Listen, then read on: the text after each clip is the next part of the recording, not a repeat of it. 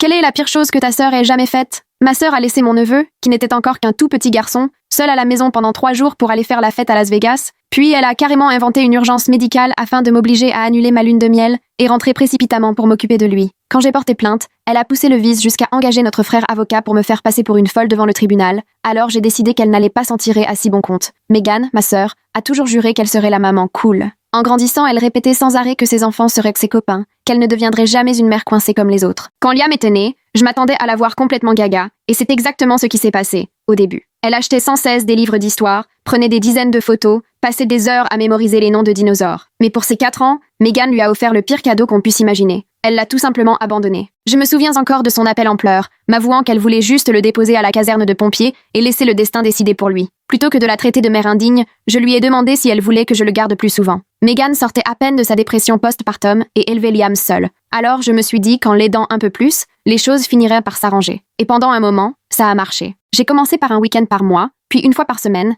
et finalement presque chaque soir. Liam est devenu comme le fils que je n'ai jamais eu. Avançons jusqu'au mois dernier. Megan me demande si je peux garder Liam pendant qu'elle part à Vegas pour un enterrement de vie de jeune fille. Mais le hic, c'est que Ryan, mon mari depuis 2 ans, avait prévu qu'on parte enfin en lune de miel à ce moment-là. 2 ans de mariage, 2 ans à mettre de côté le moindre centime. Et j'avais prévenu Megan bien 4 mois à l'avance. J'ai donc refusé. Contre toute attente, elle n'a même pas cherché à discuter. Elle a juste rigolé, comme si elle reconnaissait qu'elle abusait, et m'a dit qu'elle trouverait quelqu'un d'autre. J'aurais dû me douter qu'elle ne lâcherait pas l'affaire aussi facilement. Vers 3 heures du matin, alors que je dormais à point fermé, mon portable s'est mis à vibrer si fort qu'il a failli tomber de la table de nuit. En voyant que c'était Megan, j'ai décroché immédiatement. Elle était en larmes, totalement incapable d'aligner 2 mots, et m'a dit qu'il fallait que je rentre d'urgence parce que Liam avait eu un accident. C'était suffisant pour que je commence à faire nos valises sur le champ. Mais Megan a continué. Selon elle, Liam avait été renversé par un conducteur ivre, et il était en train de se faire opérer du cerveau à l'hôpital pour enfants. Bien sûr, elle avait absolument besoin de moi. Tout s'est enchaîné à une vitesse folle. On a plié bagages en pleurant, supplié les compagnies aériennes de nous trouver une place en urgence, et on a vu s'envoler près de 8 000 $ de réservation non remboursables. Dans l'avion, j'ai essayé de rappeler Megan, mais elle m'ignorait royalement. Aucun message, aucun appel, rien. À peine arrivé à JFK, j'ai décroché mon téléphone pour appeler l'hôpital pour enfants et demander si Liam avait été admis. L'infirmière m'a répondu qu'il n'y avait aucun patient en traumatologie pédiatrique à ce nom. Un grand coup de stress m'a traversé. On a appelé 6 autres hôpitaux. Toujours rien. Le portable de Megan tombait directement sur la messagerie. Alors on a fait ce que n'importe quel adulte censé aurait fait à notre place. On est entré chez elle à l'aide de la clé de secours qu'elle cachait sous le paillasson. Mais la porte était déjà ouverte. Je m'attendais à trouver Liam au lit, malade, avec sa mère à son chevet. À la place, on l'a découvert paisiblement assis sur le canapé, absorbé par sa tablette, entouré de bols de céréales vides, en parfaite santé. Dès qu'il nous a vus, il s'est précipité vers moi en s'exclamant « Youpi, bonjour !» Je l'ai pris doucement dans mes bras, puis je lui ai demandé où était sa maman. Elle est partie il y a 3 jours. Elle m'a dit qu'elle n'avait pas les moyens de prendre une babysitter, mais que tu rentrerais bientôt de vacances pour rester avec moi. Ryan, interloqué, lui a demandé « Tu n'as pas eu d'accident? Tu n'es pas blessé ?» Et Liam, tout sourire, a répondu « Non, pourquoi tu dis ça? Je sais me débrouiller tout seul. » J'ai senti un frisson d'angoisse me traverser. J'ai appelé Megan sur son téléphone fixe, et cette fois, elle a décroché. En fond sonore, j'entendais la chanson California Girls hurler. « Allô, qu'est-ce qu'il y a ?» a-t-elle lancé, la bouche à moitié pleine. « C'est quoi ce bazar, Megan? Qu'est-ce que tu racontes ?» a-t-elle fait d'un air faussement innocent. « Tu m'as dit que Liam était en train d'être opéré. » Elle a alors éclaté d'un rire diabolique. « Ha ha ha, je savais qu'en te racontant n'importe quoi tu rentrerais. Tu fais tout un plat avec ta lune de miel. Ça doit être chouette d'avoir les moyens de claquer son argent alors que les mères célibataires galèrent. » Derrière moi, Liam m'a glissé tout bas s'il pouvait venir vivre chez nous, ajoutant que sa maman ne voulait plus de lui. Megan a dû l'entendre, car son ton s'est durci, devenant venimeux. Elle s'est mise à m'accuser de monter son fils contre elle, prétendant que c'était mon plan depuis le début. C'est là que j'ai compris que Megan n'était pas une mère incomprise, mais une irresponsable finie, égoïste et complètement à l'ouest. Et j'étais bien décidée à lui faire payer cher. Je lui ai raccroché au nez, furieuse, les mains tremblantes au point de peiner à tenir le téléphone. Ryan, de son côté, était déjà dans la cuisine à préparer un vrai repas pour Liam, qui avait survécu 3 jours, seul, à coups de céréales. 3 jours complets, tout seul. Il n'avait que 4 ans. Je me suis assise à côté de lui, tentant de maîtriser ma colère, et je lui ai demandé s'il avait eu peur. Il a haussé les épaules, expliquant que sa maman lui avait dit qu'il était un grand garçon maintenant, qu'elle l'avait déjà laissé tout seul quand j'étais occupée. J'en ai eu le cœur au bord des lèvres. Ce n'était donc pas la première fois. J'ai attrapé mon téléphone, et j'ai tout de suite contacté les services sociaux. La dame au bout du fil avait l'air lasse, comme si elle avait déjà tout entendu 100 fois. Elle a pris toutes les informations, m'a assuré que quelqu'un passerait le lendemain. Mais pour moi, attendre le lendemain, ce n'était pas suffisant. J'ai insisté. Un enfant de 4 ans abandonné 3 jours, ce n'est pas rien. Elle m'a répondu qu'étant donné qu'il avait de quoi manger et un toit, il devait suivre la procédure, mais elle m'a promis qu'il donnerait la priorité au dossier. J'avais envie de hurler. Ryan a terminé de préparer des pâtes au fromage et les a apportées à table. Liam s'est jeté dessus comme s'il n'avait pas vu un vrai repas depuis des jours. Entre 2 bouchées, il nous a expliqué qu'il avait eu trop peur de sortir, que le lait avait disparu dès le 2e jour et qu'il avait essayé de m'appeler, mais ne connaissait pas mon numéro par cœur. À chaque détail, ma colère montait d'un cran. Après le dîner, on lui a fait prendre un bain puis on l'a installé dans la chambre d'amis. Il s'est endormi en me tenant la main. Ryan et moi avons passé la nuit à discuter, sans savoir quoi faire. Impossible de le garder ici quand Megan rentrerait, mais on n'avait aucun droit légal. On était complètement coincés. Le lendemain matin, une assistante sociale, Martha, est arrivée. La cinquantaine, un blazer froissé et un clipboard à la main. Elle a parlé doucement à Liam, lui posant des questions sur ses journées tout seul. Il lui a tout raconté, comme à nous. Elle a pris des notes, photographié le frigo vide et le désordre ambiant. Ensuite, elle m'a prise à part pour m'expliquer qu'ils allaient ouvrir un dossier, mais que ce genre de procédure prenait du temps. Megan aurait son mot à dire, et le système privilégiait toujours le maintien des familles. Je lui ai dit que c'était aberrant. Elle a seulement haussé les épaules en disant que c'était comme ça. 2 jours ont passé. Liam est resté avec nous, et très vite, une routine s'est installée. Petit déjeuner, dessins animés, déjeuner au parc, sieste, dîner, bain, puis au lit. Tout semblait couler de source. Ryan était génial avec lui. Il lui lisait des histoires et lui apprenait de nouveaux jeux de cartes. Le 3e jour, Megan a débarqué chez nous. Elle avait une mine affreuse, les cheveux gras, le maquillage qui coulait, et elle empestait l'alcool et la cigarette. Elle a exigé qu'on lui rende Liam. Je me suis plantée dans l'encadrement de la porte et je lui ai simplement dit non. Elle a essayé de me pousser, mais Ryan s'est immédiatement interposé. Megan s'est mise à hurler sur ses droits de mère,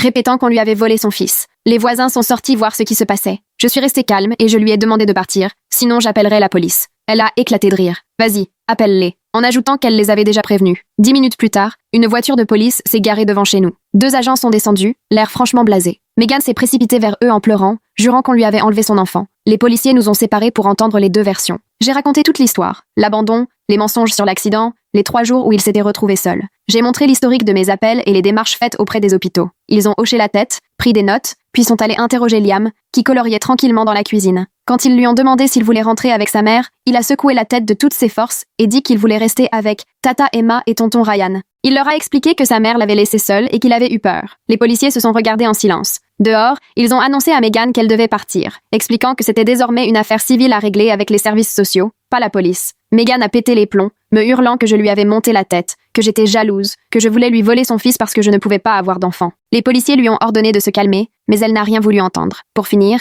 ils l'ont installée à l'arrière de leur voiture, le temps qu'elle reprenne ses esprits. Avant de partir, l'un d'eux m'a prise à part. Il m'a conseillé de tout conserver. Photos, messages, enregistrements, si c'était légal ici. Il m'a dit que j'en aurais besoin. À cet instant, j'ai compris que ce n'était que le début. Megan n'allait rien lâcher. Elle préférait tout détruire plutôt qu'admettre ses torts. Mais en voyant Liam, paisible à notre table, crayon à la main, j'ai su que je me battrais pour lui. Il méritait mieux. Il méritait une vraie famille, et je ferai tout pour qu'il en ait une. Le lendemain matin, 27 appels manqués de Megan s'affichaient sur mon téléphone. L'écran brillait faiblement dans la lumière du matin, me rappelant la tempête que j'avais déclenchée. Je n'ai pas écouté les messages. Je savais déjà ce qu'ils contenaient. Menaces, chantage, fausses larmes, promesses jamais tenues. Le même poison qu'elle répandait depuis des années. Ryan préparait des pancakes pendant que Liam, recroquevillé sur le canapé, regardait ses dessins animés comme s'il avait toujours vécu ici. L'odeur du beurre et du sirop envahissait la cuisine, et, l'espace d'un instant, tout semblait normal. Liam riait devant la télé, Ryan fredonnait en cuisinant. Pendant 1 heure, j'ai voulu croire que tout était possible. Puis la sonnette a retenti. C'était Derek, le frère de Megan, dans son costume hors de prix qui valait sans doute plus que notre maison.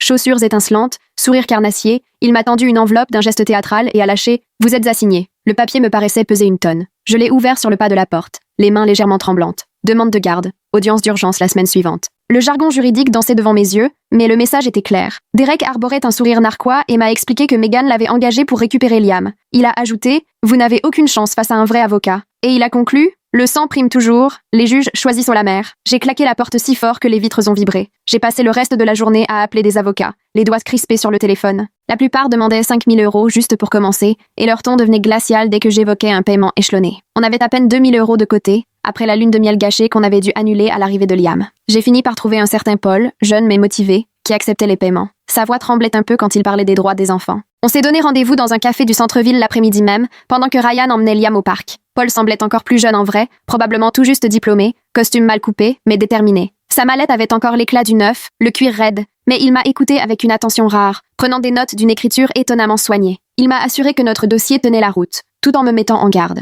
Derek avait la réputation de ne jamais reculer devant un coup bas. Il fallait s'attendre à des rebondissements au tribunal, des choses qui me mettraient hors de moi, des mensonges qui pourraient sembler vrais. Quand je lui ai demandé à quel genre de surprise je devais me préparer, il s'est contenté de secouer la tête et de répéter qu'il fallait tout archiver. Le moindre message, chaque appel, la moindre interaction. Cette nuit-là, Liam a fait des cauchemars qui ont réveillé toute la maison. Il appelait sa maman en larmes, puis me repoussait quand j'essayais de le réconforter. Ses petits poings frappant mes mains, j'en avais le cœur brisé. Ce gamin était complètement perdu, partagé entre l'amour qu'il portait à sa mère et cette terrible impression d'avoir été abandonné par elle. Au petit matin, il s'est excusé d'avoir été méchant, sa voix si faible que j'ai à peine compris. Ses yeux gonflés par les larmes fuyaient les miens. Je lui ai expliqué qu'il n'était pas méchant, juste terrifié, et que c'était tout à fait normal. Il m'a demandé si sa maman était fâchée contre lui, tordant le col de son pyjama à dinosaure entre ses petites mains. Je n'avais aucune idée de quoi lui répondre. Comment expliquer à un enfant de 4 ans que sa mère l'a laissé tomber pour aller s'amuser à Las Vegas? On ne peut pas. On le serre très fort contre soi, et on va lui faire des œufs brouillés au fromage, comme il les adore. La semaine s'est écoulée dans un tourbillon de préparatifs et d'angoisse. J'ai posé des jours de congé pour me consacrer à l'audience, des vacances que j'aurais voulu garder pour des moments heureux. Paul m'a demandé de tout consigner sur l'éducation de Megan. Les jours où elle oubliait de récupérer Liam à la maternelle, le laissant attendre jusqu'à ce que les institutrices m'appellent, les anniversaires oubliés où je courais acheter gâteaux et cadeaux pour qu'il ne se doute de rien, les soirs où elle débarquait ivre, chancelante et incohérente, pendant que Liam se cachait derrière mes jambes. J'ai noirci 12 pages de notes précises, chaque incident soigneusement daté et décrit. Ryan a pris des photos de la chambre de Liam chez nous, puis de celle chez Megan. Chez nous, il y avait des livres, des jouets, des draps propres et ses dessins encadrés au mur comme des œuvres d'art. Chez elle, un matelas à nu, des canettes de bière vides, des brûlures de cigarettes sur la moquette, des vitres si sales qu'on ne voyait plus dehors. On pensait être prêt. On était loin du compte. Le matin de l'audience, j'ai mis ma plus jolie robe, une bleu marine que je réservais normalement aux entretiens d'embauche. Sérieuse, mais sans excès. Ryan avait enfilé son unique costume, celui qu'il portait le jour de notre mariage. Un peu trop serré aujourd'hui. Nous avons confié Liam à mon amie Nicole, où la maison sentait bon les biscuits tout juste sortis du four, et où 3 chiens piaffèrent d'impatience à l'idée de jouer avec lui. Sur le pas de la porte, il s'est accroché à moi, ses petits doigts crispés sur ma robe, me suppliant de ne pas le ramener chez sa mère. La peur émanait littéralement de son petit corps. Je lui ai promis que tout se passerait bien. Un mensonge qui m'a laissé un goût amer dans la bouche. J'espérais de tout cœur ne pas le trahir. Le tribunal avait ce côté solennel et écrasant, tout en marbre et en boiserie sombre, pensé pour donner aux gens ordinaires l'impression de ne pas être à leur place. Paul nous attendait devant l'entrée, visiblement nerveux, sa cravate qu'il remettait sans cesse en place. Il nous a appris que Derek avait déposé de nouveaux documents dans la matinée, des dossiers épais couleur craft qui m'ont donné la nausée rien qu'à les voir. Il n'a rien voulu dévoiler de leur contenu, nous conseillant simplement de garder notre calme et de le laisser parler, quoi qu'il arrive. La salle d'audience était bien plus petite que je ne l'avais imaginé, plus proche d'une salle de réunion que de ces grands tribunaux vus à la télévision. L'odeur du papier jauni et de cire à bois flottait dans l'air. Megan était assise à la table d'en face, dans une robe sage que je ne lui avais jamais vue, sûrement empruntée à quelqu'un de plus sérieux. Ses cheveux étaient tirés en un chignon sobre, son maquillage discret, presque maternel. Elle avait l'air métamorphosée, comme si on avait déguisé un loup en agneau. Derek, à ses côtés, arborait un costume hors de prix qui respirait la réussite et l'assurance. La juge, une femme d'un certain âge, les cheveux gris sévèrement tirés en arrière, le regard marqué par des années à avoir défilé les drames familiaux, feuilletait les dossiers en prenant parfois des notes avec un stylo doré. Le silence était pesant. Enfin, elle a levé les yeux au-dessus de ses lunettes et a donné la parole à Derek pour présenter son dossier. Il s'est levé et a entamé un plaidoyer sur une mère aimante à qui on aurait arraché son enfant, sa voix dégoulinant d'une fausse compassion. Il a brossé le portrait de Megan en mère célibataire dépassée, qui n'a commis qu'une seule erreur parce qu'elle était submergée par la pression. Selon lui, épuisée, elle aurait juste demandé de l'aide à sa sœur, un moment de faiblesse transformé en abandon. Il a prétendu que j'avais accepté de garder Liam quelques jours avant de refuser de le rendre, transformant un simple service familial en enlèvement. La juge prenait des notes, impassible. Puis Derek a lancé son attaque. Il a sorti des documents prouvant que j'avais été suivie pour dépression 5 ans plus tôt, après une rupture difficile. Il m'a décrite comme instable, sujette à des comportements imprévisibles, et donc inapte à m'occuper d'un enfant. Les papiers ont atterri sur le bureau de la juge dans un claquement sourd. J'ai senti tout le sang me quitter le visage. Mes mains sont devenues glacées. Comment avait-il pu mettre la main sur ces dossiers censés être confidentiels? Paul s'est immédiatement interposé, s'insurgeant que ces documents n'avaient aucun rapport avec l'affaire et avaient été obtenus de manière irrégulière, sa voix tremblant d'indignation. La juge lui a répondu qu'elle allait les consulter pour vérifier s'ils étaient pertinents, mais qu'il lui fallait d'abord en attester l'authenticité, tout en les ajoutant à la pile de preuves. Derek a continué en présentant des attestations de 3 amies de Megan, des femmes que je connaissais pour être ses complices de sortie, toutes prêtes à jurer qu'elle était une mère exemplaire, qu'elle ne vivait que pour Liam. Des mensonges joliment enveloppés dans un langage d'avocate, mais qui semblaient crédibles, rédigés par des pros. Puis il a fait venir Megan à la barre. Elle s'est avancée lentement, jouant à la perfection le rôle de la mère éplorée. Elle a fondu en larmes sur commande, expliquant à quel point son bébé lui manquait, combien ses bras étaient vides sans lui, et racontant que j'avais toujours été jalouse d'elle. Jalouse parce qu'elle était mère, jalouse de sa liberté, jalouse de tout, et que j'avais monté Liam contre elle à force de mensonges et de cadeaux. Il faut reconnaître qu'elle avait du talent, vraiment. Si je n'avais pas su ce qui s'était réellement passé, j'aurais presque pu la croire. Ses larmes semblaient insincères, sa voix se brisait juste au bon moment. Quand Paul a pris la parole, il a exposé nos preuves point par point, les photos, les documents, les appels affolés aux hôpitaux après la disparition de Megan. Il m'a demandé de raconter comment j'avais trouvé Liam tout seul, la peur dans ses yeux quand je l'ai découvert, la pile de bols de céréales, le frigo vide, le fait qu'il me disait qu'il était un grand garçon et qu'il savait se débrouiller. Puis il a parlé de Megan riant à Las Vegas, le bruit des machines à sous en fond pendant que son fils restait affamé et seul. La juge suivait, attentive, mais on sentait bien qu'elle n'était pas vraiment convaincue. Elle tapotait son stylo en réfléchissant. Elle a voulu savoir pourquoi je n'avais pas appelé les services de protection de l'enfance dès que Megan avait commencé à laisser Liam chez moi aussi souvent. J'ai tenté d'expliquer que je voulais aider ma sœur, préserver la famille, protéger Liam du système. Elle a hoché la tête sans grande conviction, et je voyais bien que mon excuse ne tenait pas la route, même à mes propres oreilles. Paul a alors fait venir son témoin, Martha, l'assistante sociale chargée de la visite de contrôle. Elle a expliqué qu'elle avait trouvé Liam seul et terrorisé, qu'il avait eu tellement peur qu'il n'osait même pas ouvrir la porte au début, puis elle a décrit l'état de la maison de Megan. Des poubelles qui débordaient, des bouteilles de bière vides, rien de vraiment comestible pour un enfant. Elle a aussi rapporté que Liam avait avoué que ce n'était pas la première fois que sa mère le laissait, qu'il savait se servir du micro-ondes et où étaient rangées les céréales. Derek, lui, ne cessait d'interrompre, parlant de rumeurs, de partialité, mais Martha ne s'est pas laissée impressionner. 20 ans de métier, elle en avait vu d'autres, la négligence. Elle savait la reconnaître. La juge prenait des notes, l'air concentré. Après le témoignage de Martha, la situation semblait se rééquilibrer, mais j'ai surpris Megan en train de chuchoter nerveusement à l'oreille de Derek, son masque commençant à craquer. Il préparait clairement un autre coup. Derek s'est alors levé pour sa plaidoirie finale, lissant sa cravate comme un comédien avant d'entrer en scène. Il a reconnu que Megan avait fait des erreurs, mais il a plaidé qu'elle méritait une seconde chance, que tout le monde avait droit à la rédemption. Puis, il a sorti une nouvelle accusation. Selon lui, j'aurais donné de la bière à Liam. Je l'aurais laissé goûter lors de réunions de famille, et un voisin m'aurait vu à plusieurs reprises. J'ai failli bondir de ma chaise, le choc me glaçant jusqu'aux os. Paul a serré fort mon bras pour m'empêcher de réagir. La juge a exigé des preuves, l'air dubitatif. Derek a répondu que le témoin était là, prêt à entrer. La juge a marqué un temps d'arrêt, puis a accepté. C'est alors qu'est arrivé le voisin de Megan, un certain Thomas, vieil homme qui sentait la cigarette à plein nez. Je le connaissais à peine. Il vivait 2 maisons plus loin et passait son temps à épier derrière ses rideaux. Il a affirmé m'avoir vu donner de la bière à Liam lors d'un barbecue dans le jardin de Megan, ajoutant que l'enfant titubait, ivre, pendant que je riais. Complètement inventé. Il n'y a jamais eu de barbecue chez Megan. J'évitais même sa maison autant que possible. Paul l'a cuisiné, demandant des dates, des détails, la marque de la bière, les vêtements de Liam, les autres personnes présentes. Thomas s'est embrouillé, s'est contredit, a commencé à transpirer sous les néons, mais le mal était fait. La juge semblait troublée, le doute s'installait dans son regard. Elle a annoncé qu'elle avait besoin de temps pour tout étudier. Résultat, Megan obtenait la garde provisoire jusqu'à la prochaine audience dans 2 semaines. J'ai eu l'impression que le sol se dérobait sous mes pieds, que tout s'écroulait. Paul a tenté d'objecter, mais la juge avait déjà décidé. Son maillet a résonné de façon implacable. Liam repartirait avec Megan ce jour-là. Nous avions 2 heures pour préparer ses affaires et le ramener chez elle. J'ai passé ce temps à pleurer, secoué de sanglots incontrôlables. Ryan faisait la valise pendant que je serrais Liam contre moi, essayant de mémoriser chaque détail, le poids de son corps, l'odeur de ses cheveux. Il ne cessait de demander pourquoi il devait partir, sa voix se brisant, de plus en plus faible. Je n'ai rien su lui répondre de convaincant. Je me contentais de répéter que ce n'était que pour un petit moment, ce mensonge me brûlant la gorge. Devant la maison de Megan, elle nous attendait dehors, encore en robe d'audience, déjà en train de fumer, son masque de mère aimante déjà fissuré. D'un geste sec, elle a écrasé sa cigarette sur la pelouse jaunie alors que nous approchions. Liam s'est accroché à ma main, tremblant de tout son corps. Je me suis agenouillée, je lui ai promis qu'on se reverrait vite. Je lui ai dit d'être courageux, de ne pas oublier qu'on l'aimait. Il a hoché la tête, les larmes coulant sur ses joues et traçant des sillons propres dans la poussière. Megan lui a saisi la main sans ménagement, le tirant vers la maison, ses ongles plantés dans son petit poignet. Elle ne lui a même pas laissé dire au revoir à Ryan.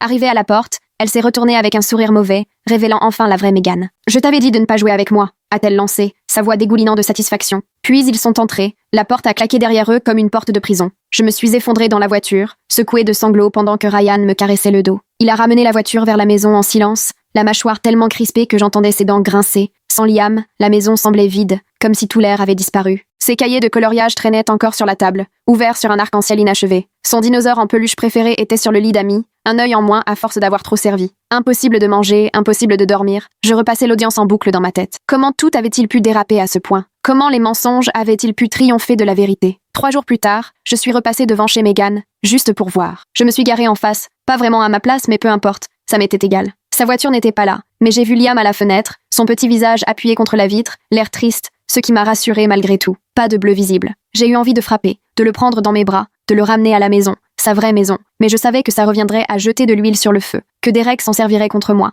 Alors je suis repartie, la gorge nouée, la main tremblante sur le volant. Ce soir-là, Paul a appelé. Il bossait tard sur le dossier, bénévolement, convaincu qu'on finirait par avoir gain de cause. Il avait découvert que Thomas devait une grosse somme à Megan, des dettes de jeu accumulées au fil des années à cause des parties de poker de son ex. On tenait enfin un levier. Paul m'a dit de patienter, de faire confiance à la justice, que tout pouvait basculer dès la prochaine audience. J'avais envie d'y croire. Une semaine est passée sans rien, pas de nouvelles. J'ai envoyé un message à Megan pour prendre des nouvelles de Liam, poliment, sans animosité. Pas de réponse. J'ai appelé les services sociaux, espérant en savoir plus. Ils m'ont répondu que le dossier suivait son cours, façon élégante de ne rien dire. Ryan a tenté de me changer les idées, mais j'étais à bout de force, incapable de me concentrer au travail, irritable avec tout le monde, à oublier même des réunions importantes. Mon chef m'a rappelé à l'ordre, m'a dit qu'il fallait reprendre pied. Je m'en moquais. La seule chose qui comptait, c'était de récupérer Liam. Et puis tout a changé. À minuit, la sonnette a retenti, déchirant le silence de la maison. Ryan a attrapé la batte de baseball dans le placard, prêt à parer au pire. Mais quand j'ai ouvert, c'était Liam, tout seul, en pyjama, avec un œil au beurre noir qui m'a glacé d'effroi.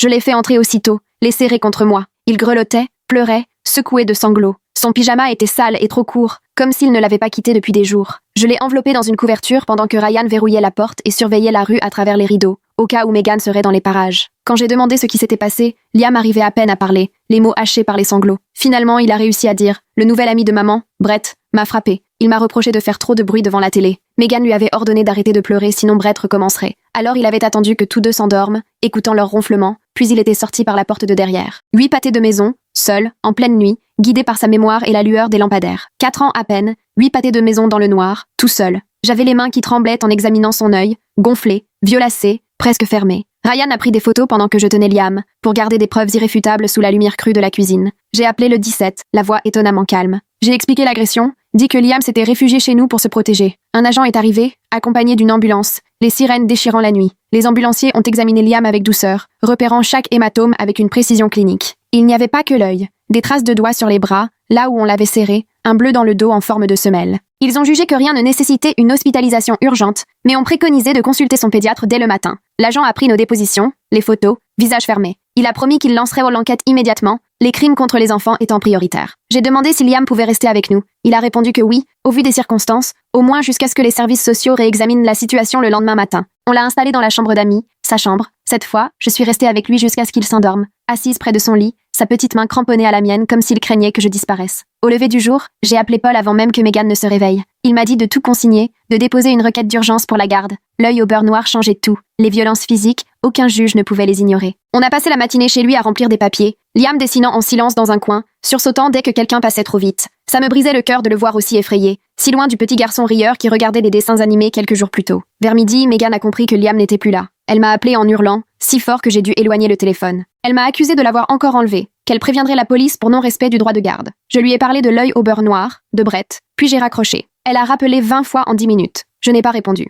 Ensuite, elle a débarqué chez nous avec Brett, leur voiture freinant brutalement dans l'allée. Ryan les a accueillis à la porte pendant que je gardais Liam à l'écart, le serrant contre moi alors qu'il tremblait. J'entendais Megan hurler ses droits, promettant qu'on allait payer. Brett criait aussi, proférant des insultes que je préfère oublier, lançant des menaces qui me glacèrent le sang. Ryan a gardé son calme, leur a dit de partir sous peine d'appeler la police. Ils sont restés. Alors il a appelé la police. C'est le même officier que la veille qui est revenu. Il connaissait déjà l'affaire. Il a reconnu Brett immédiatement. Son visage s'est fermé. Il s'est avéré que Brett avait un casier. Violence, drogue, conduite en état d'ivresse, violence conjugale. L'officier leur a ordonné à tous les deux de partir immédiatement, précisant que s'ils tentèrent de prendre Liam, ils seraient arrêtés pour mise en danger d'enfant. Megan est devenue folle. A commencé à lancer tout ce qui lui passait sous la main contre la maison. Rouge à lèvres, clés, même son téléphone qui s'est fracassé sur le béton. L'agent a perdu patience. Il lui a passé les menottes pour trouble à l'ordre public, le bruit métallique résonnant comme un couperet. Brett a tenté de s'interposer et s'est retrouvé menotté aussi, hurlant à l'abus de pouvoir. Pendant qu'ils montèrent dans la voiture de police, Megan criait que ce n'était pas fini, qu'elle me détruirait, qu'elle ruinerait ma vie, qu'elle prendrait tout ce que j'aimais. Je la croyais, mais peu m'importait. Liam était en sécurité. L'audience d'urgence était fixée 3 jours plus tard. Paul était confiant.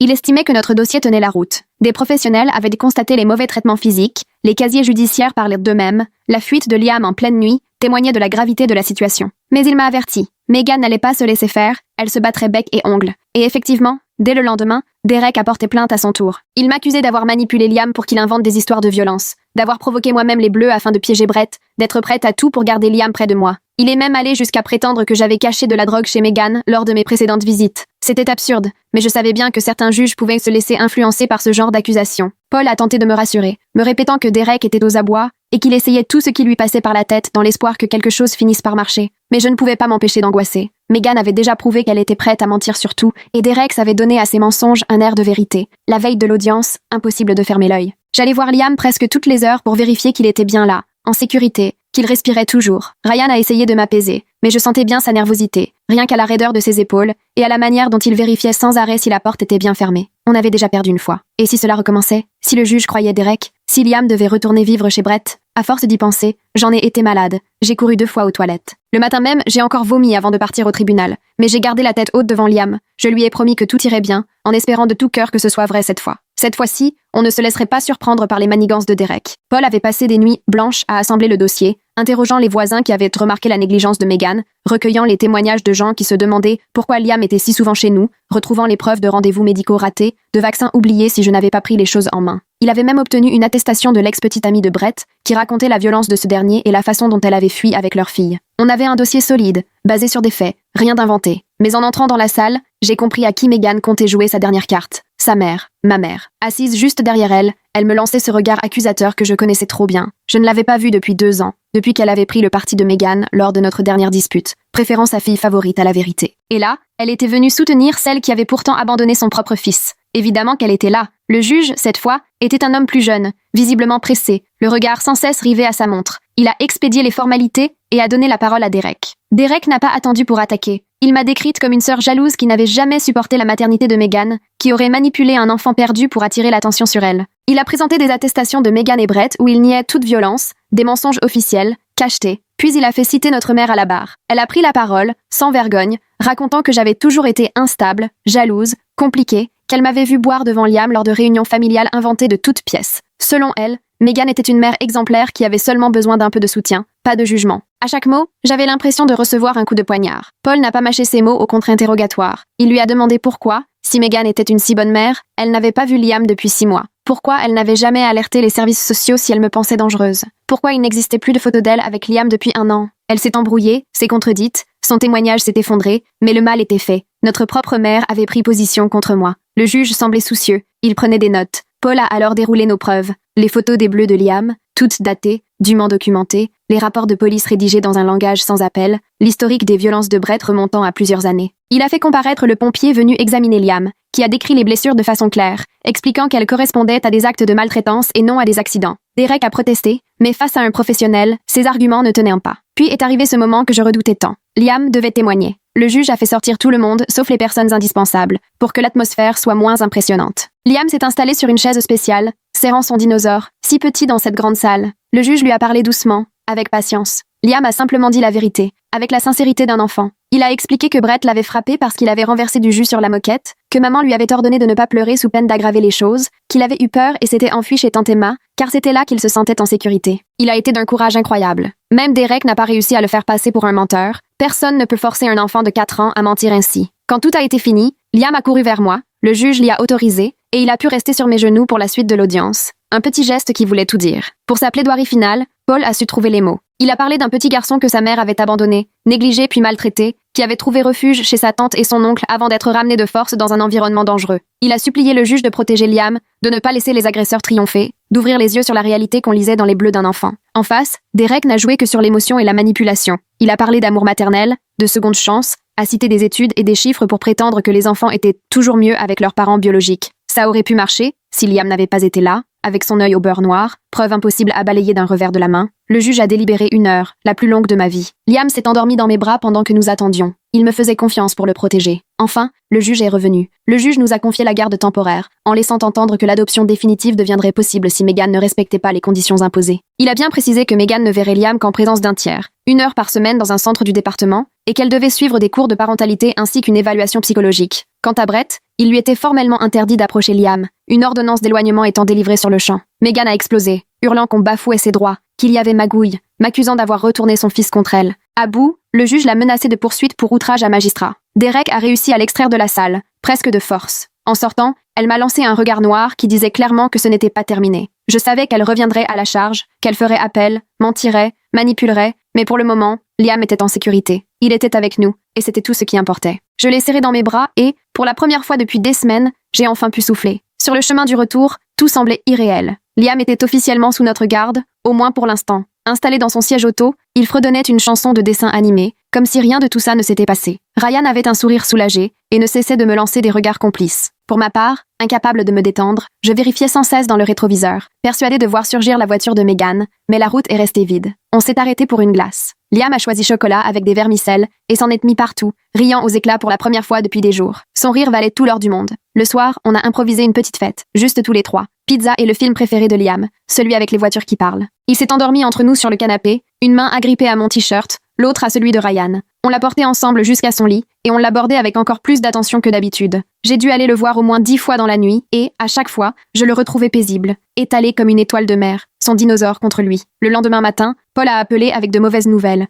Megan avait déjà fait appel. Derek parlait de juge partial et d'erreur de procédure, prétendait que la décision avait été prise à la va-vite, sans examiner toutes les preuves. Paul a essayé de me rassurer, disant que ce genre d'appel aboutissait rarement, mais j'ai senti son inquiétude. Derek savait s'y prendre pour exploiter la moindre faille. On avait gagné une manche, pas la guerre. 2 jours plus tard, les choses se sont corsées. J'étais au travail quand Ralph, mon patron, m'a appelé dans son bureau, visiblement gêné. Il m'a annoncé qu'il avait reçu un appel anonyme affirmant que je faisais l'objet d'une enquête pour maltraitance sur enfant, que j'étais psychologiquement instable et dangereuse. Lui-même n'y croyait pas, mais le règlement de l'entreprise l'obligeait à me placer en congé administratif pendant l'enquête. J'ai tout de suite compris que c'était un coup de Megan ou de Derek, probablement des deux. Il cherchait à saper ma crédibilité avant l'audience d'appel. Le même jour, Ryan a trouvé une lettre de menace sur sa voiture, composée de lettres découpées dans des magazines, façon mauvais polar. On nous accusait d'avoir volé Liam, et on promettait qu'on le paierait pour avoir gâché la vie de Megan. On a porté plainte, mais la police nous a dit que sans preuve directe contre Megan, il ne pouvait en pas faire grand-chose, juste ajouter l'incident au dossier. L'agent nous a conseillé d'installer des caméras de sécurité,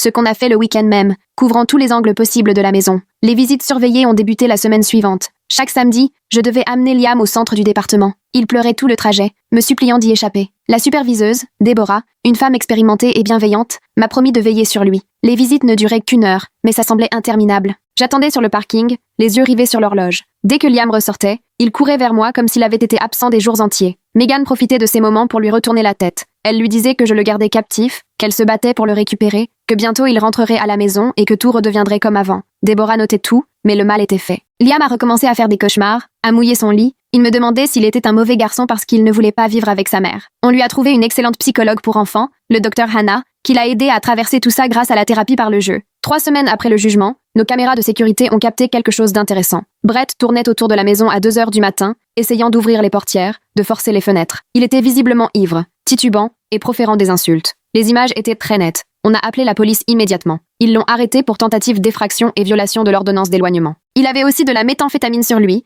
ce qui lui valait la perspective de la prison ferme. Megan a complètement perdu les pédales à l'annonce de son arrestation et m'a appelé en criant que je l'avais piégé, que j'avais placé la drogue sur lui, comme elle me l'avait déjà reproché par le passé. J'ai tout enregistré, chaque mot délirant. Paul a dit que c'était une chance pour notre dossier, que ça montrait son vrai visage. Sans Brett, son complice et son fournisseur, elle perdait pied. À la visite suivante, elle est arrivée sous influence, les pupilles dilatées, la mâchoire crispée, débit de paroles effréné. Deborah a tout consigné et mis fin à la visite au bout de 20 minutes. C'est là que tout a basculé. En faisant les courses avec Liam, j'ai remarqué quelque chose d'anormal sur ma voiture. Des bruits bizarres dans la direction. On est rentré prudemment et j'ai appelé Willy, notre ami garagiste, pour vérifier. Il a rapidement trouvé la cause. Quelqu'un avait dévissé les écrous d'une des roues avant. Encore quelques kilomètres et la roue se serait détachée. On aurait pu avoir un accident grave. Willy n'avait aucun doute. Ce n'était pas de l'usure, c'était intentionnel. Nouvelle plainte déposée. Ryan était hors de lui, prêt à foncer chez Megan pour la confronter. J'ai dû littéralement l'empêcher de prendre la voiture. On ne pouvait pas lui fournir le moindre prétexte en vue de l'appel. Il fallait être irréprochable. Paul nous a conseillé d'engager un détective privé. Il nous a expliqué qu'il fallait constituer un dossier impeccable pour obtenir la garde définitive.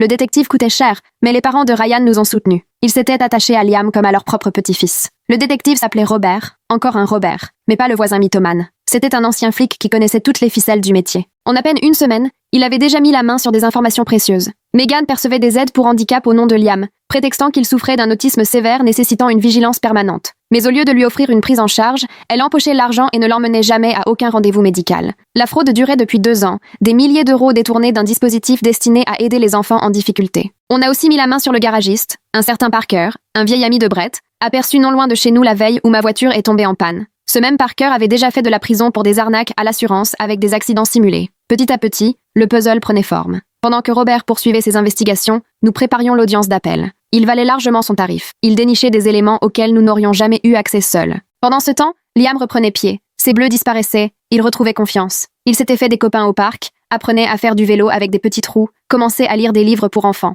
Chaque progrès était une victoire. Ryan lui apprenait à jouer au ballon dans le jardin, et moi je lui lisais des histoires chaque soir, changeant de voix jusqu'à ce qu'il éclate de rire. Nous étions en train de devenir une vraie famille. L'audience d'appel était prévue 6 semaines après la première décision. Paul nous a aidés à peaufiner notre dossier dans les moindres détails. Le thérapeute de Liam acceptait de venir témoigner sur ses progrès avec nous, en comparaison de ses réactions traumatiques face à Megan. On avait aussi les rapports du superviseur sur les visites désastreuses, les procès-verbaux d'arrestation, les images de vidéosurveillance, et la déclaration du garagiste au sujet du sabotage de ma voiture. Mais Derek n'avait pas dit son dernier mot. À une semaine de l'audience, Martha, la voisine de Megan, et non l'assistante sociale, a contacté Paul. Elle a raconté que Megan était venue la voir pour lui proposer de mentir devant le juge, lui offrant $500 si elle acceptait de dire qu'elle m'avait vu donner de l'alcool à Liam. Martha, en pleine reconstruction après des années d'alcoolisme, avait été profondément choquée par cette proposition et tenait à nous aider. Elle a affirmé vouloir témoigner sur la vraie vie de Megan, les fêtes, les hommes de passage, les soirs où elle avait entendu Liam sangloter tout seul. Puis Robert a fait une découverte cruciale. Il a appris que Megan avait déjà employé les mêmes méthodes, non pas avec un enfant,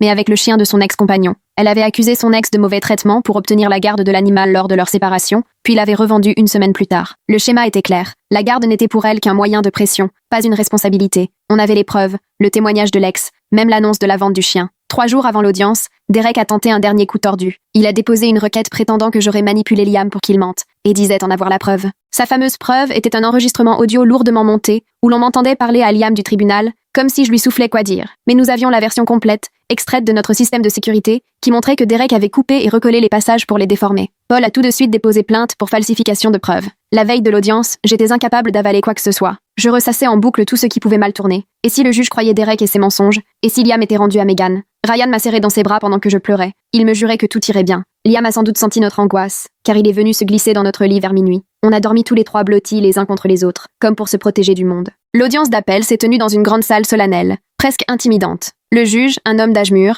avait un regard à la fois bienveillant et sévère. Il avait manifestement étudié le dossier dans ses moindres détails et posé des questions très précises sur des faits remontant à plusieurs mois. Derek a attaqué Bill en tête, mais il semblait perdu, fouillant sans arrêt dans ses papiers et se répétant. On a découvert par la suite qu'il faisait l'objet d'une enquête du barreau pour falsification de preuves. Quand Robert a exposé la fraude aux allocations, Megan est devenue livide. Elle ignorait que nous étions au courant. Le juge l'a interpellée directement sur le sujet. Elle s'est embrouillée et s'est tournée vers Derek, qui a tenté de s'opposer en criant à l'irrecevabilité. Mais la fraude était évidemment au cœur de l'affaire. Le juge a écarté l'objection et exigé une réponse. Megan a tenté de nier, mais Robert avait tous les justificatifs, fiches de paie, relevés bancaires, faux comptes rendus de séance. C'était fini pour elle. Martha a ensuite témoigné de la tentative de corruption, avec à l'appui des messages où Megan lui proposait de l'argent pour mentir sous serment. À chaque révélation, le visage du juge se fermait un peu plus. Quand la Hannah a évoqué le traumatisme de Liam puis sa reconstruction, on a vu des gens essuyer discrètement une larme dans la salle. Elle a raconté comment il était passé d'un enfant craintif et replié à un petit garçon joyeux, ouvert sur le monde, simplement parce qu'il se sentait en sécurité pour la première fois de sa vie. Le plaidoyer de Derek était désespéré. Il s'en est pris à la crédibilité de chacun,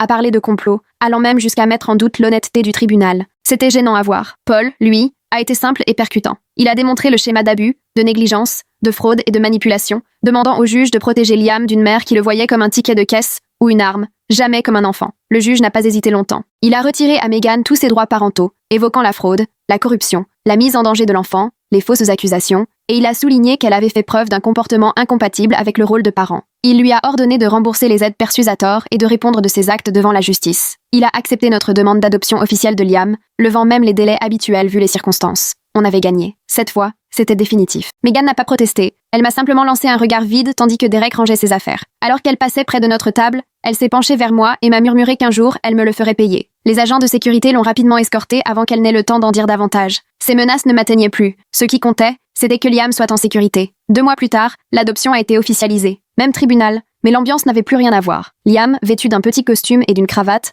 rayonnait du début à la fin. Quand le juge l'a reconnu officiellement comme notre fils, il s'est jeté dans nos bras en lançant « J'ai enfin une vraie famille ». Pas une seule personne n'a pu retenir ses larmes, même l'huissier avait les yeux embués.